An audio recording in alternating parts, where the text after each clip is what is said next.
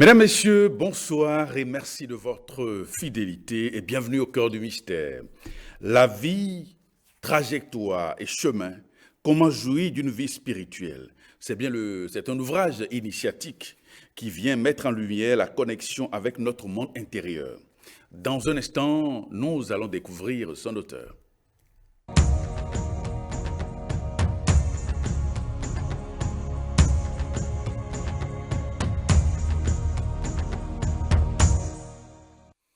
Et nous recevons ce soir Fidèle Joseph Vihodé Adjovi. Il est chercheur en spiritualité, il a pratiqué pas mal de connaissances ésotériques et initiatiques. Et aujourd'hui, tout cela, il essaie de le mettre dans un ouvrage qui est à la fois un ouvrage initiatique et un ouvrage qui retrace un peu votre parcours spirituel et initiatique. Monsieur Fidèle Adjovi, bonsoir. Bonsoir, monsieur Notéo. Et merci d'accepter de venir dans notre émission pour parler de cet ouvrage. C'est un plaisir. Alors, on va d'abord démarrer avec le titre de cet ouvrage, La vie, trajectoire et chemin. Alors, c'est quoi la vie selon vous? Alors, la vie, pour moi, c'est quelque chose d'immense. Et malheureusement, pour nous humains, nous arrivons ici dans une expérience terrestre et nous pensons que la vie s'arrête là. Or, quand on regarde les découvertes scientifiques, on se rend compte que nous sommes une énergie. Et l'énergie, ça change de forme, ça prend toutes les formes que ça veut, mais ça ne s'éteint jamais. Donc, même si dans notre expérience terrestre, à un moment donné, le corps s'éteint, il y a une âme, un esprit qui continue un parcours. Donc, la vie, c'est cette immensité-là où nous sommes ici dans une illusion. Et donc, il faut aller au-delà de cette illusion pour comprendre davantage. Et pourquoi parlez-vous d'illusion, la vie terrestre? La vie terrestre est une illusion en ce sens que nous pensons systématiquement que tout ce qui nous arrive est la pure réalité et qu'il n'y a aucune réalité au-delà de ça. Alors que dans notre position d'énergie, de fréquence vibratoire, c'est nous qui créons les circonstances dans lesquelles nous vivons. Et donc, on a une situation qui se présente, on dit c'est un malheur. Quand on pousse un peu en avant et qu'on prend du recul, on se rend compte que dans ce malheur-là, il y a un bonheur, et dans le bonheur qui arrive, il y a un malheur, ainsi de suite, ainsi de suite. Donc c'est nous qui jugeons, c'est notre perception qui fait notre réalité. Notre perception fait notre réalité. Alors vous dites, pourquoi chercher à l'intérieur de soi? Qu'est-ce que nous allons chercher à l'intérieur de nous-mêmes, Fidèle Adjovi? Alors l'histoire indienne dit qu'on a voulu cacher la divinité de l'homme. Et donc, on a mis ça dans la montagne, sous l'eau, etc. L'homme a creusé, il n'a toujours pas trouvé. Et la façon la plus simple de lui cacher ça, c'est de mettre ça à l'intérieur de lui. Et donc, ce que nous recherchons en général hors de nous se passe à l'intérieur. C'est-à-dire que si vous avez une vie intérieure, c'est à partir du cœur, qui est abondance, prospérité, bonheur, c'est cette fréquence vibratoire que vous émettez qui va agir sur les circonstances hors de vous, à l'extérieur, et qui vont faire les circonstances dans lesquelles vous vivez. Si au fond de vous, vous avez un vide, vous allez passer le temps à chercher du matériel pour combler ce vide, mais vous ne serez jamais satisfait. Donc, ça part de l'intérieur et ça agit sur l'extérieur.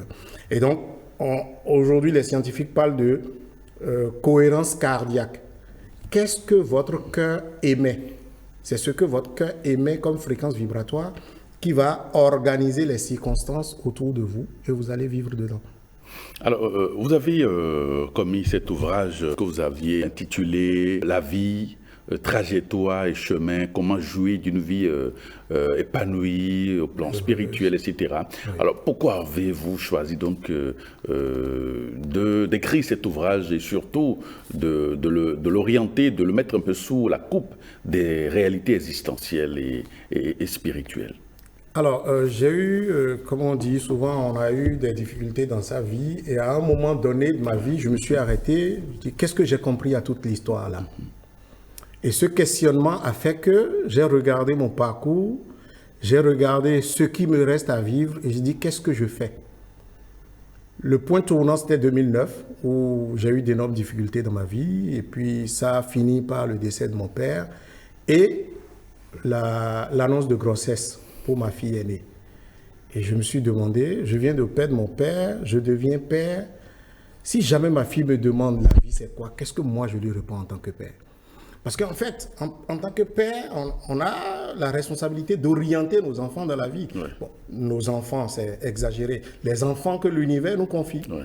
Et donc, mon questionnement a été ça depuis 2009, où j'ai dit, je vais mettre tout ça par écrit. Et de 2009, c'est seulement en 2019 que j'ai commencé par écrire et que j'ai fini et publié cette année. Donc, c'est une façon de répondre à qu'est-ce que c'est que la vie, comment devons-nous nous comporter pour en jouir, pour être heureux, épanoui, prospère et nous élever spirituellement.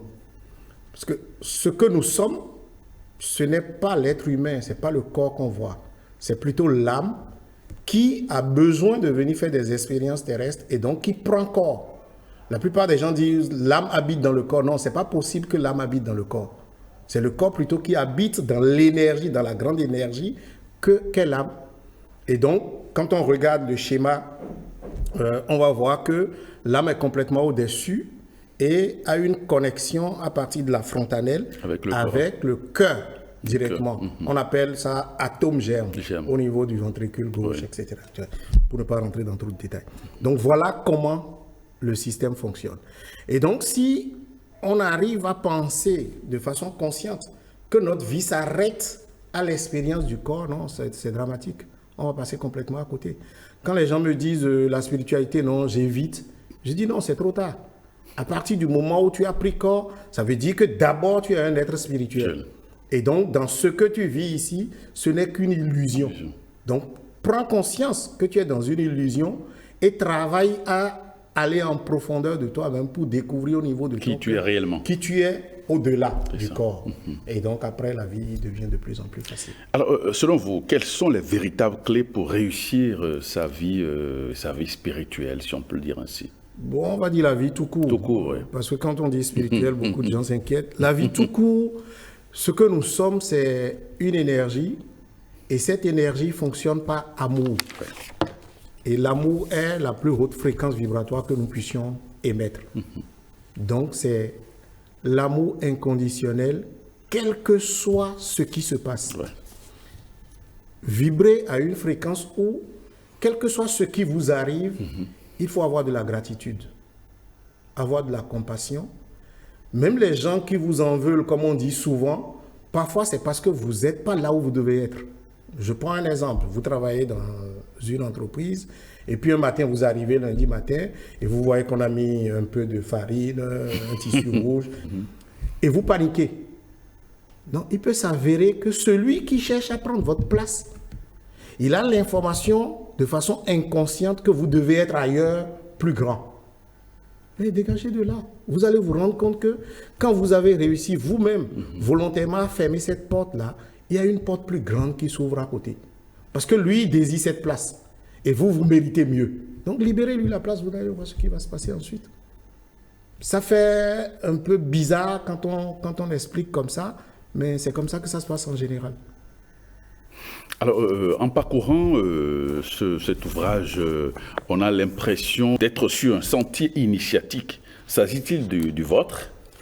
Oui, quelque part, j'ai appelé ça promenade. J'ai demandé au lecteur de venir en promenade avec moi. Donc, j'ai raconté ma vie. Dans chaque chapitre, j'ai commencé par dire qu'est-ce que c'est? L'univers, l'homme, le potentiel humain, la vie, les réalités, les circonstances de la vie, etc. Mais en même temps, quand je finis ça, je raconte ma propre histoire. J'ai toujours mis mon histoire, mon expérience.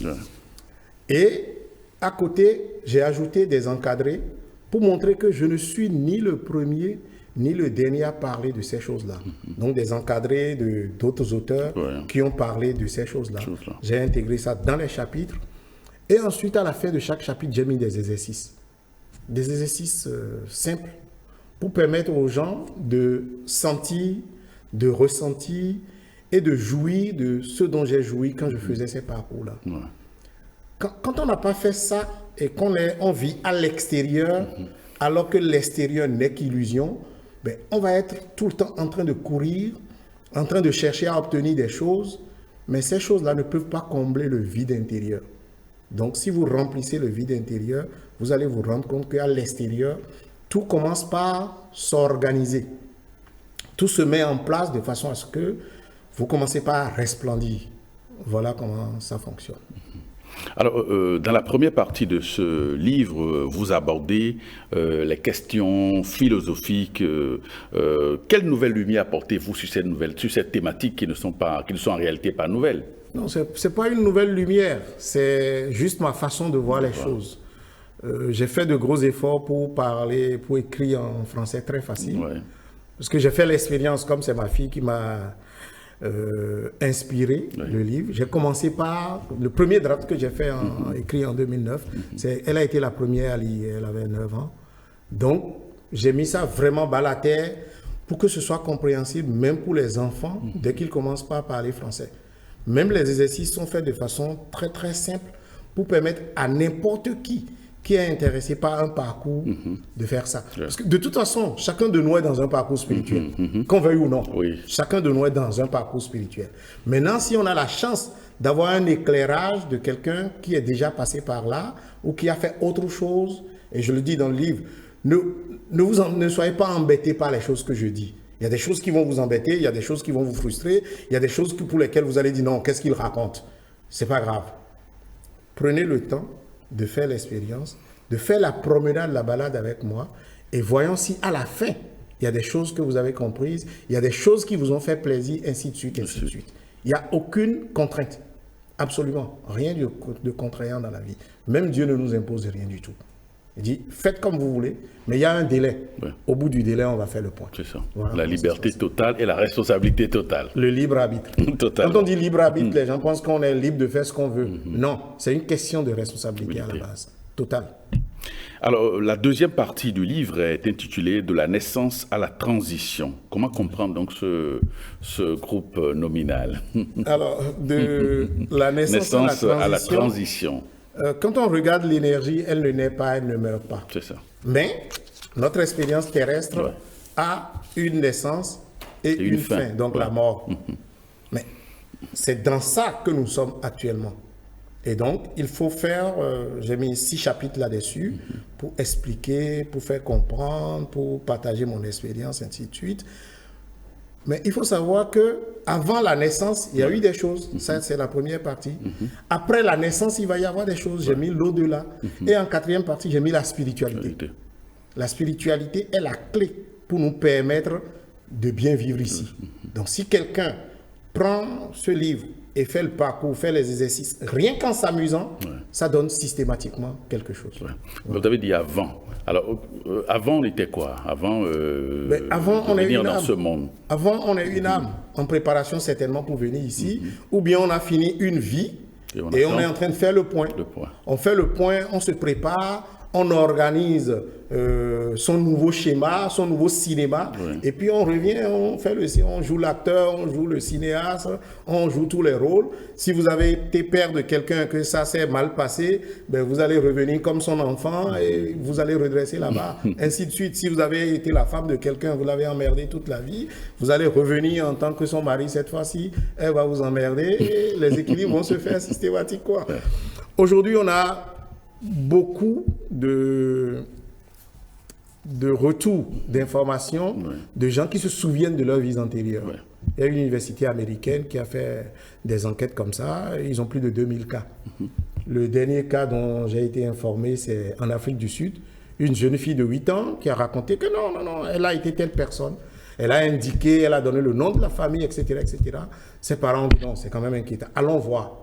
Ils sont allés et dit oui, ça c'est mon petit-fils, ça c'est mon fils, voilà ma photo, voilà ceci, voilà cela. Donc aujourd'hui, si quelqu'un continue de penser qu'il vit une seule fois et ça s'arrête là, c'est dramatique. Voilà.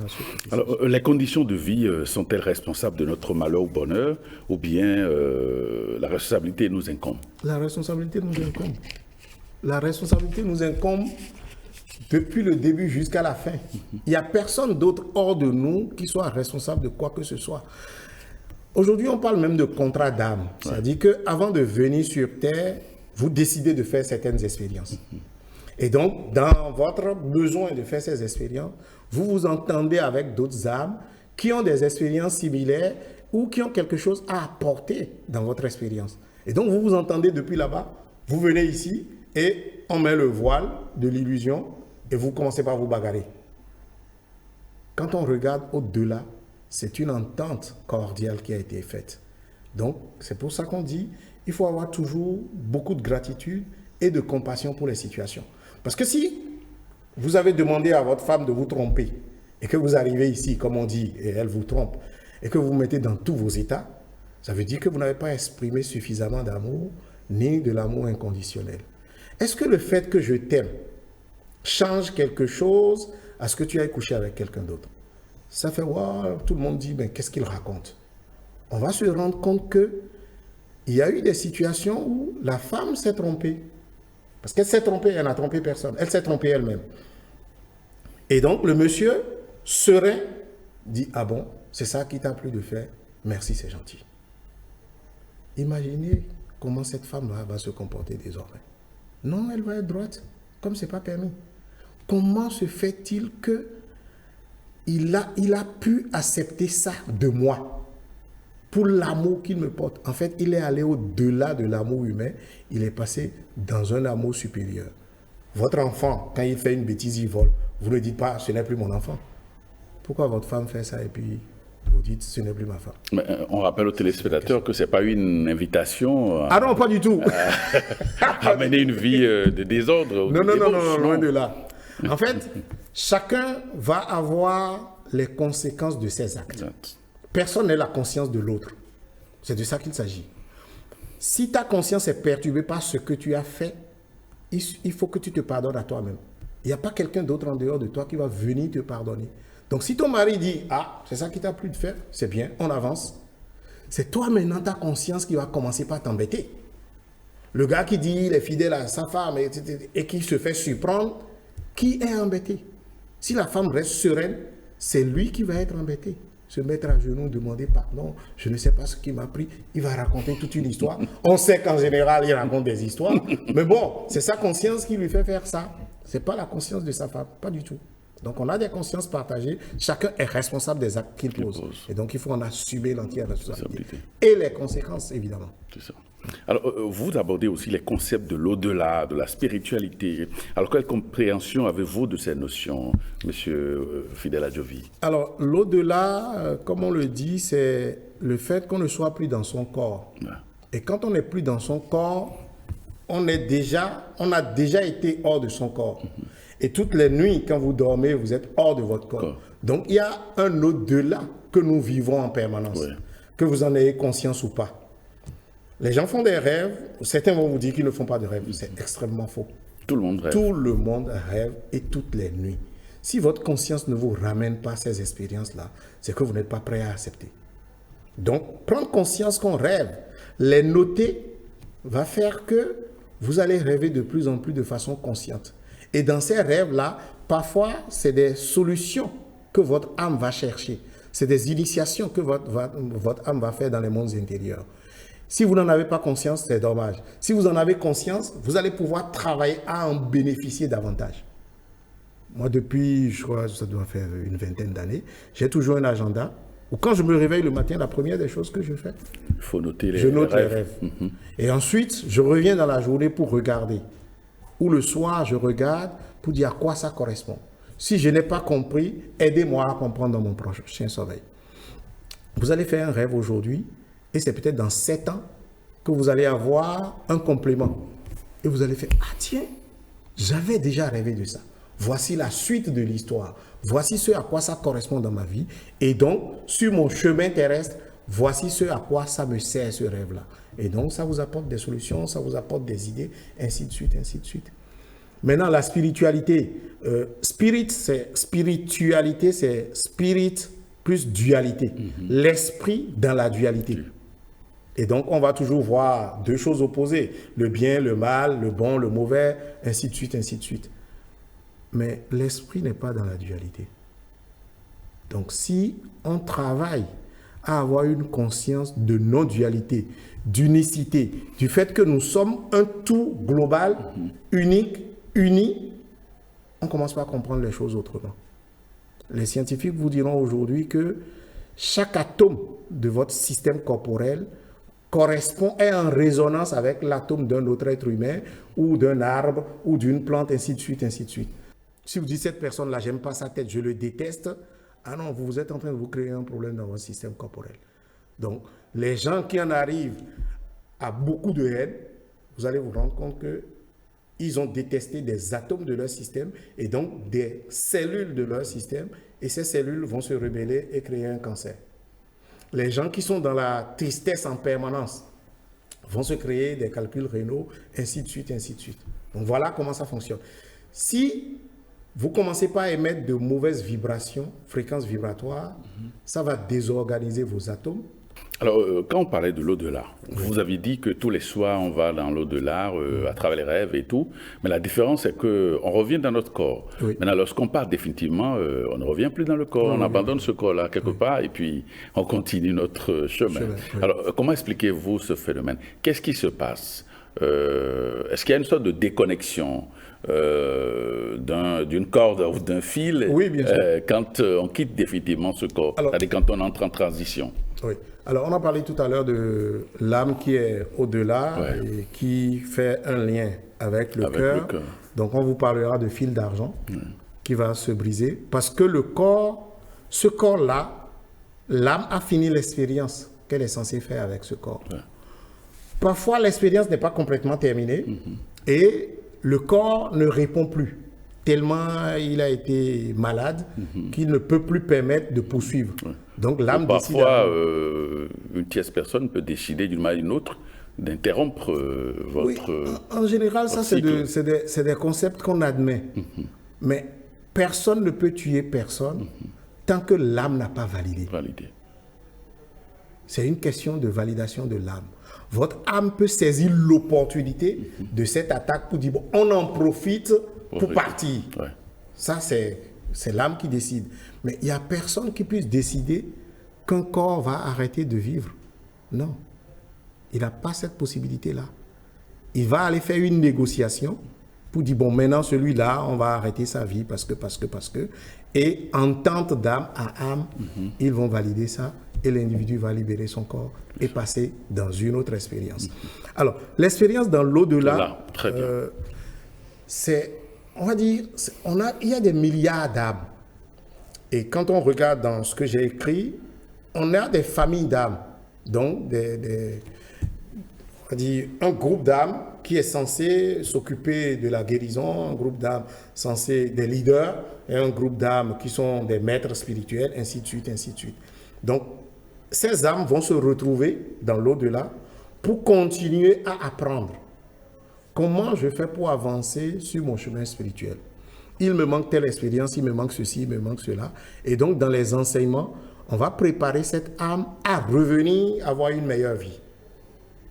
Quand les gens disent qu'ils n'y croient pas, je leur pose la question simplement, que mérite un enfant qui naît et qui meurt 3 jours après? Ou bien l'enfant naît, son père et sa mère décèdent, il se retrouve orphelin dès la naissance. Pourquoi est-ce que c'est comme ça?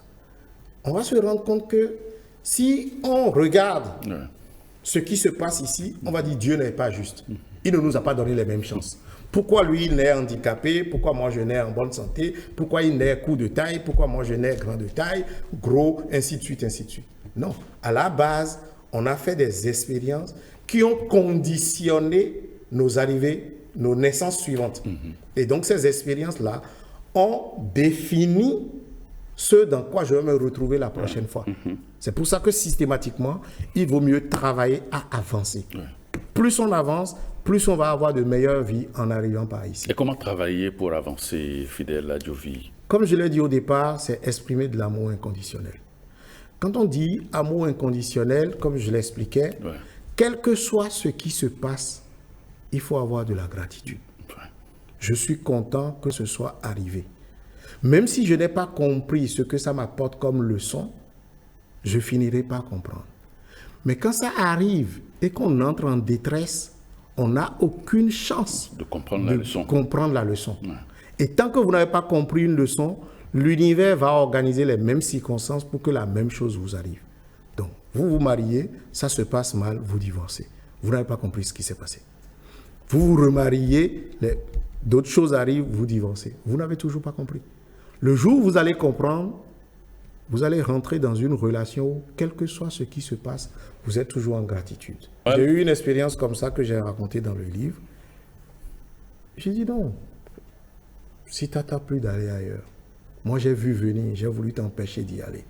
Maintenant, ce qui est arrivé, non, honnêtement, de toi à moi, est-ce que je peux te poser une question sans vouloir te gêner? Elle dit oui, pose la question. J'ai dit, est-ce que tu as joui? Elle dit oui. J'ai dit bon, maintenant pourquoi est-ce que toi tu vas jouir, améliorer ton organisme, mettre de la bonne énergie dans ton système et tu t'attends à ce que moi je m'énerve? Pourquoi est-ce que toi tu vas améliorer ta vie et moi je vais m'empoisonner le sang? Scandale, elle m'a regardé, elle dit c'est pas possible. Donc tu ne m'aimes pas. Je dis je t'aime au-delà des actes que tu poses.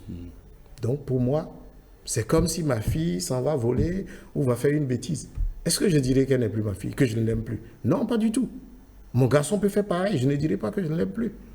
Donc c'est relativiser les choses qui arrivent. C'est une autre dimension, c'est une perception d'une autre dimension de la vie. Parce que quand on dit amour n'est pas prêt à faire. Oui, si vous n'êtes pas prêt à ça, ça veut dire que vous ne pourrez pas passer à un autre niveau. De compréhension de la vie, d'acceptation. Moi, je dis acceptation, gratitude et bénédiction. J'accepte tout ce qui arrive. Je suis en gratitude. Je remercie pour le fait d'avoir été là, dans cette expérience-là. Et je bénis l'expérience et tous les acteurs de l'expérience. Ça fait que vous vous retrouvez un peu au-dessus des circonstances de votre vie. Mais si vous êtes plongé dans les circonstances, non, vous allez être ballotté dans tous les sens. Moi, ma façon de décrire la vie, c'est comme un fleuve, un cours d'eau qui circule, tortueux, etc., etc. Et chacun de nous tombe de quelque part et vient tomber dans ce cours d'eau-là, qui nous emporte. La réaction que nous avons, c'est de chercher quelque chose à quoi s'agripper pour que le cours ne continue pas de nous emporter. Mais ce cours-là, c'est exactement où il nous amène. Et nous, on fait de la résistance. À chaque fois que tu fais de la résistance, si tu as attrapé une branche, le coup d'eau est tellement fort que tu vas te blesser les mains. Tu t'accroches à quelque chose qui s'arrache, qui te casse le visage, ainsi de suite, ainsi de suite. Alors que si tu te laisses porter par le courant, à un moment donné, tu comprends la sinuosité et tu commences par surfer à ton plaisir. C'est de ça qu'il s'agit. Toute résistance va créer des frictions, créer de la douleur. Si vous rentrez en non-résistance, non-jugement, quelqu'un fait quelque chose, pourquoi est-ce que je le juge? Qui est-ce que je suis pour le juger? Il a fait ça, c'est bien. Il n'a pas fait ça, c'est aussi bien. Et donc, moi, dans l'éducation que je donne à mes enfants, je leur dis toujours, si je vous demande quelque chose que vous dites oui, il faut m'expliquer pourquoi. Si vous dites non, il faut m'expliquer pourquoi. Les deux font, attends. Si on dit oui, on t'explique. Si on dit non, il faut t'expliquer aussi. Je dis oui, parce que vous êtes responsable de la décision que vous prenez. Soyez conscient du processus mental qui vous a amené à cette décision. Si vous n'en avez pas conscience, la même décision va venir plus tard et vous allez choisir le contraire. Ça veut dire que vous n'êtes pas en train de correspondre à un principe de base. Or, la vie est un principe. Si vous ne comprenez pas que c'est un principe et que dans les mêmes circonstances, vous allez à gauche, les mêmes circonstances après se présentent, vous allez à droite, ça veut dire que vous êtes en train de tourner en rond. Il y a un problème. Voilà ce dont il s'agit. Alors, au niveau de... Quand on reste toujours accroché à l'au-delà, entre deux vies, qu'est-ce qui se passe? Entre deux vies, comme je l'ai dit, vous retournez dans votre famille d'âme. C'est des générations. Vous retournez dans votre génération, vous avez le même niveau de compréhension de la vie, d'acceptation des choses, même niveau d'énergie, même fréquence vibratoire. Et ensemble, vous allez avoir une âme plus avancée qui va vous enseigner. Votre guide spirituel, dès que vous mourrez, votre guide spirituel vous accueille au bout du tunnel pour vous dire, ah, mon ami, voilà comment tu as fait. Mais on avait dit, il ne fallait pas faire ceci, il ne fallait pas faire ça. Il dit, ah, vraiment, dans l'illusion là-bas, l'affaire est compliquée. Et tout le monde sait. Et donc, il va vous ramener dans votre famille d'âme, dans votre classe, et vous allez poursuivre les enseignements. Jusqu'à maintenant, redéfinir les circonstances de votre nouvelle vie et revenir. Vous revenez, vous pouvez refaire les mêmes expériences et refaire les mêmes erreurs. De toute façon, quelqu'un m'a demandé une fois, on a combien de vies? J'ai dit, je ne sais pas. Mais j'ai déjà rencontré des gens qui sont déjà à 1000 vies. Oui.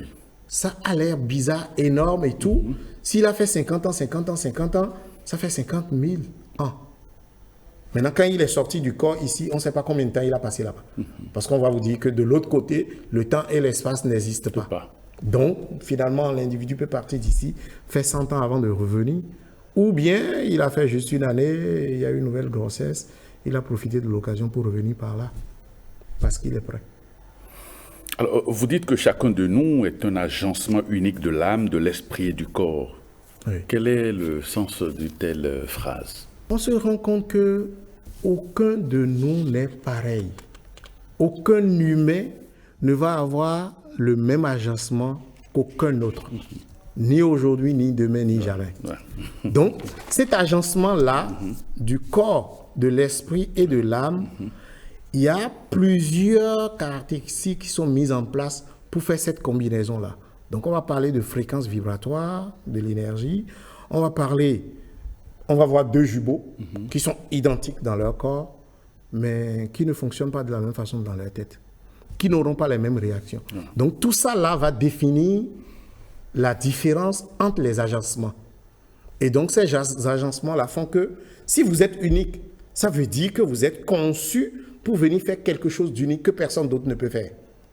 Mais si vous arrivez et que vous estimez que vous êtes nul, vous ne comprenez rien, vous ne connaissez rien, vous êtes pauvre, etc., etc., vous allez passer complètement à côté de la plaque. Si vous êtes là, c'est pour un but précis. Ouais. Allez à l'intérieur, cherchez à découvrir pourquoi vous êtes là et ajoutez votre touche personnelle à la mosaïque universelle. C'est de ça qu'il s'agit. Donc chacun est unique dans un tout global et donc chacun est censé apporter quelque chose d'unique. Et donc, il faut pouvoir découvrir sa mission et la remplir.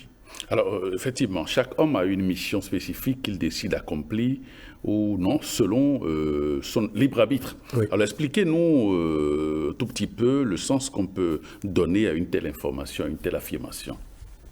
Alors, sur le plan personnel, développement personnel, on se rend compte qu'on a des talents. Oui. Ces talents, vous les avez acquis au cours de vie précédente. Oui. Ces talents correspondent à des choses spécifiques que vous pouvez faire ici. Oui. Donc, sur le plan professionnel, moi, je demande toujours aux gens que j'accompagne, on va t'aider à découvrir tes talents et tu vas te rendre compte que c'est là-bas que tu as ta passion, c'est là-bas que tu as ta mission. On ne peut pas te demander de venir faire quelque chose sans te donner les outils pour ça. Mais les gens arrivent, ils font les études comme on en a tous fait. Oui. Et besoin de gagner de l'argent, moi je ne parle pas de gagner la vie. C'est dramatique de dire gagner la vie. Tu es déjà là, donc tu as déjà gagné ta vie. Maintenant, c'est pour les besoins matériels qu'on commence par courir. Si vous choisissez un métier par rapport à un besoin, sans ambition, sans passion, sans talent, non, vous allez être médiocre. Donc vous ratez votre vie de façon très banale. Et donc, ce que je conseille aux gens, c'est commencer d'abord par voir qu'est-ce que vous aimez faire. En quoi est-ce que vous êtes bon que parfois vous n'avez même pas appris. Si vous agencez les deux, vous allez être sur un chemin de passion et donc vous allez vous retrouver toute votre vie sans travailler en fait. Ouais. Vous vous amusez, vous gagnez de l'argent. Après, il n'y a pas de possibilité qu'on ne soit pas performant dedans. Mais si j'ai choisi par contrainte, ben, la performance va avoir un souci à un moment donné. Ou bien mon patron ne me paye pas et je suis frustré. Or, quand vous êtes dans votre passion, même quand le patron ne vous paye pas, vous faites bien votre travail. Ouais. Et après, quelqu'un va vous découvrir et dire « Ah non, viens travailler avec moi. » Et ça va être peut-être le double ou 10 fois le salaire. Voilà. Donc la connaissance de soi est fondamentale. C'est pour ça que je dis, allez chercher à l'intérieur de vous. Il n'y a rien à l'extérieur. Ce que vous avez à l'intérieur, si vous le découvrez, vous le travaillez, ça va agir sur l'extérieur. Parce que la fréquence vibratoire que vous émettez part de votre cœur vers l'extérieur et organise les circonstances autour de vous. Et vous vivez dedans. Quand vous parlez de fréquence vibratoire, ça correspond à quoi concrètement? Alors, nous sommes énergie, donc atomes, électrons, neutrons, toute la bagatelle. Et la façon dont nous pensons, les émotions que nous émettons, la parole que je prononce a une fréquence vibratoire. C'est de l'énergie que je sors. Ce que je ressens en moi, c'est de l'énergie qui vibre. Donc, tout ce que je fais va avoir une fréquence vibratoire qui correspond à ma fréquence vibratoire. Si je travaille à exprimer plus d'amour, je vais avoir une fréquence vibratoire plus élevée. Si je me retrouve triste, je vais avoir une fréquence vibratoire basse. Et à chaque fois que votre fréquence vibratoire baisse, vous allez vous attraper des difficultés. Les maladies aussi ont une fréquence vibratoire. Oui. Vous allez vous rendre compte que vous vous retrouvez dans un environnement fermé, clos, climatisation. Tout le monde est grippé sauf un individu. Parce qu'il a une fréquence vibratoire plus élevée que la grippe que tout le monde a attrapée. Alors, qu'est-ce qui peut porter préjudice à la vibration? Qu'est-ce qui peut changer la qualité de la vibration? C'est surtout les émotions. À l'église, on nous dit en pensée, en parole, en action et par omission. Mais dans l'omission, là, on a omis de parler des émotions. Les émotions sont plus importantes que la pensée, la parole et les actions. Parce que c'est les émotions qui définissent votre état d'être du moment. Si vous êtes content, heureux, vos cellules sont contentes et heureuses. Donc, elles vont mieux faire le travail pour lequel elles sont conçues. Vos organes vont être heureux, travailler mieux. Vos appareils vont être heureux, travailler mieux. Mais dès que vous êtes en tristesse, tout le monde se met en tristesse. C'est pour ça que je dis aux gens, vous êtes déjà un Dieu. Parce que quand vous regardez le nombre de cellules que vous avez, on va vous parler de 50 000 milliards. Oui, le nombre d'habitants intérieurs. Le nombre d'habitants que vous avez. Le nombre d'habitants intérieurs que vous avez. Oui. Si vous vous mettez en tristesse, ces habitants-là vont dire « Ah, le grand chef a dit qu'on est en tristesse. » Donc tout le monde va se mettre en tristesse et ça va dégénérer. Mais si vous vous levez chaque matin avec beaucoup de gratitude, de compassion, d'amour autour de vous, en vous d'abord, et ensuite autour de vous, tous ceux qui vous croisent dans la route vont vous sourire. Parce que vous souriez. Parce que les cellules, les organes sont des êtres vivants à l'intérieur. Exactement. Et nous avons le devoir de les nourrir d'énergie positive. Et aussi de les remercier, de les saluer. Exactement. Pour le travail qu'ils font à l'intérieur. Exactement. Ce sont nos habitants intérieurs. Donc il faut les satisfaire. Oui. Donc on va se rendre compte que les gens vont vous dire, les médecins vont vous dire, vous avez plus de virus dans votre corps que vous ne pouvez imaginer. Ces virus-là participent à la vie intérieure. Tant qu'il n'y a pas de problème, les virus font ce qu'ils ont à faire sans embêter le système de façon globale. S'il n'y en a pas, non, vous allez avoir des problèmes. Vous avez besoin d'une quantité de virus pour vivre. Donc on va dire le corps humain, c'est des déchets interstellaires ramassés ici et là pour agencer. Là où vous êtes, vous et moi, Hitler est parti. Il n'est pas parti avec ses cellules. Non. Il n'est pas parti avec ses atomes. Donc on va avoir des atomes de ce gars-là. Si on prend, je ne sais pas moi, Jean-Paul II, on a des atomes de Jean-Paul II qui circulent dans l'univers, dans l'espace où nous sommes.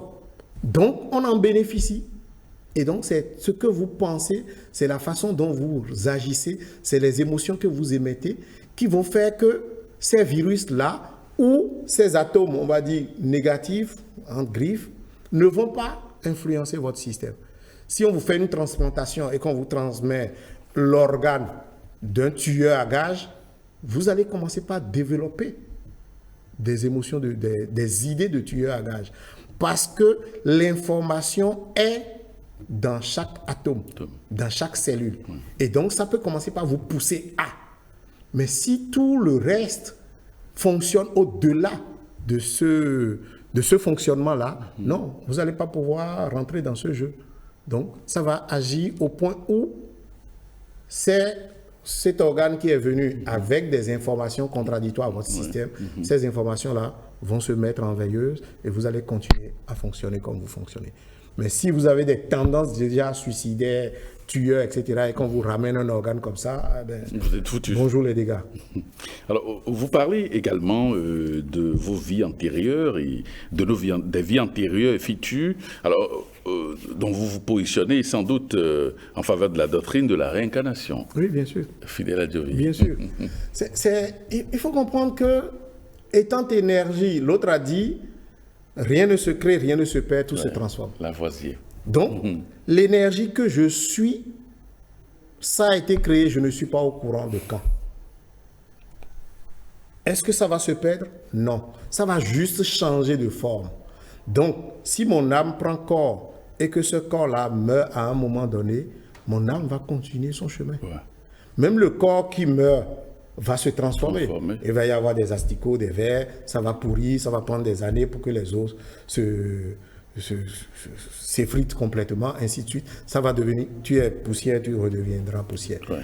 Et quand on regarde la Terre de façon globale, c'est comme si nous étions dans une soucoupe volante qui navigue dans l'univers autour du Soleil. Le Soleil aussi est en train de naviguer autour de quelque chose d'autre, ainsi de suite, ainsi de suite. Donc, quand moi, on me parle d'extraterrestres, je dis, mais quand vous regardez là, vous pensez que vous êtes terrien? Non. On est de passage ici. On est de passage ici. On ira sur d'autres planètes, on ira etc. sur d'autres planètes, on va continuer nos vies. Voilà. Donc, la réincarnation, pour vous, c'est une réalité. Ça va de soi. Pour moi, ça va de soi. C'est ça. Et si vous faites, si les lecteurs font les expériences, ils vont se souvenir de choses de vies antérieures. Et je suis sûr que c'est déjà arrivé à la plupart d'entre nous. Vous vous retrouvez quelque part où vous n'avez jamais mis les pieds. Mais dès que vous arrivez, vous avez un sentiment de déjà vécu, déjà vu, et tout ce que vous voyez est à la même place que dans votre tête.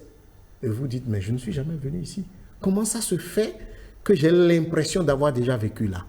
Vous rencontrez quelqu'un pour la première fois et vous dites non, on se connaît. Mais d'où est-ce qu'on se connaît? Aucune idée.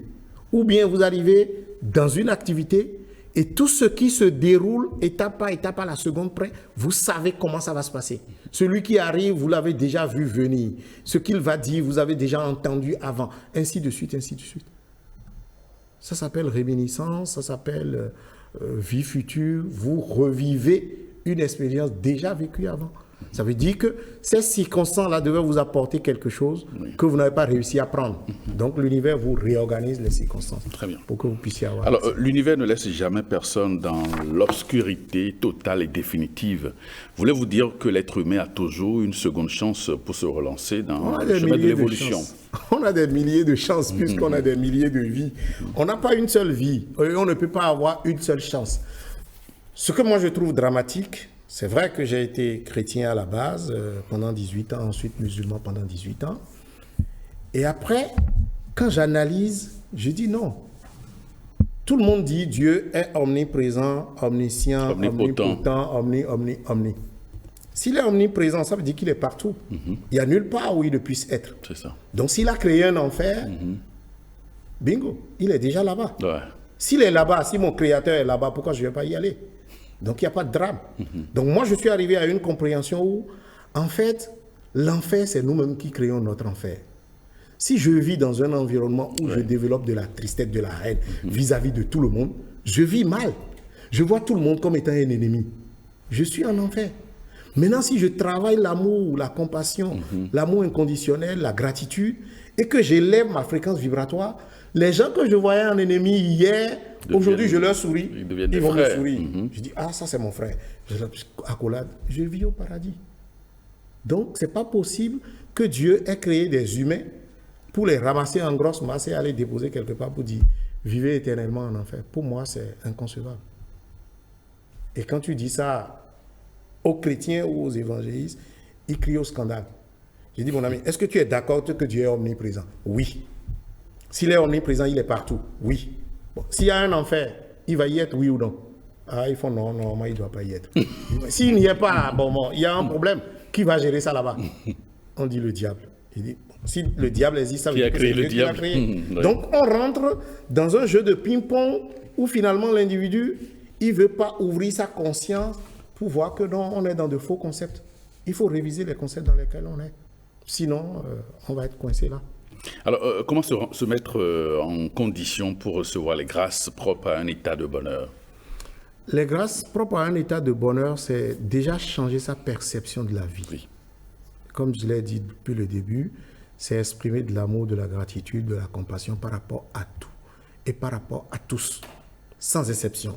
Par rapport à toutes les circonstances, à tout ce qui arrive. Il faut être toujours en gratitude. Acceptation, c'est accepter ce qui arrive. Ne pas juger ce qui arrive. Dès que vous jugez, si je dis j'ai un problème, j'ai déjà jugé ça de problème. Ça peut devenir un problème. J'ai eu une situation c'est complètement différent. J'ai un défi à relever. Oui, ça veut dire que je me mets en position de je suis capable de. Mais si je dis j'ai un problème, c'est que c'est grave. Donc je ne commence pas à aggraver la situation, déjà moi-même. Donc avoir cette ouverture d'esprit, d'acceptation de non-jugement et relativiser tout ce qui arrive dans la vie. Quand on commence par comprendre ces choses-là, par se rendre compte que la vie réagit à ma perception, la vie réagit à mon intention, je commence par changer d'intention et de perception, et donc la vie va commencer par réagir face à ça. Les scientifiques vous diront, si vous cherchez à observer un électron, il va devenir un point fixe. Mais quand vous ne l'observez pas, il devient une vague de possibilités. Donc en fait, l'observateur change l'état de ce qu'il observe. Donc si j'observe cette situation comme étant un problème, ça va devenir un problème. Donc déjà, il faut apprendre à relativiser énormément, exprimer de l'amour, de la gratitude, etc. Ce que moi je demande aux gens en général, quand vous vous réveillez le matin, ne vous levez pas en sursaut. Même pas de réveil. Vous pouvez le soir, en vous couchant, dire demain, je me réveille à 5 heures du matin. Vous répétez ça jusqu'à vous endormir. Toutes les cellules de votre corps ont entendu. Et elles sont à votre service. Donc à 5 heures du matin, quelque chose va se passer et vous allez vous réveiller. Donc quand vous vous réveillez comme ça, ne changez pas de position, ne bougez pas. Restez dans la même position et retournez au réveil précédent. Je me suis réveillé à telle heure, j'ai fait ci, j'ai fait ça. Et revivez votre journée. Il y a peut-être des choses que vous avez ratées. Vous allez avoir l'occasion de les revoir, de tirer les leçons. Et quand vous arrivez au moment du sommeil de la veille, je me suis couché à telle heure et je me suis endormi. Ce qui se passe de façon extraordinaire, c'est que maintenant vous entrez dans votre sommeil. Donc ça va vous ramener l'expérience faite la nuit. Et au bout de 5, 10, 15 minutes, je prends mon agenda, je note les rêves. Parce que c'est un processus qui vous permet de revisiter, d'évaluer la journée précédente, d'entrer dans votre rêve et de voir même les expériences au-delà qui ont été faites. Et donc, je note, ça me donne des indications pour ma journée. Voilà. Merci, fidèle Joseph. Amis téléspectateurs, merci de nous avoir suivis et à très très bientôt.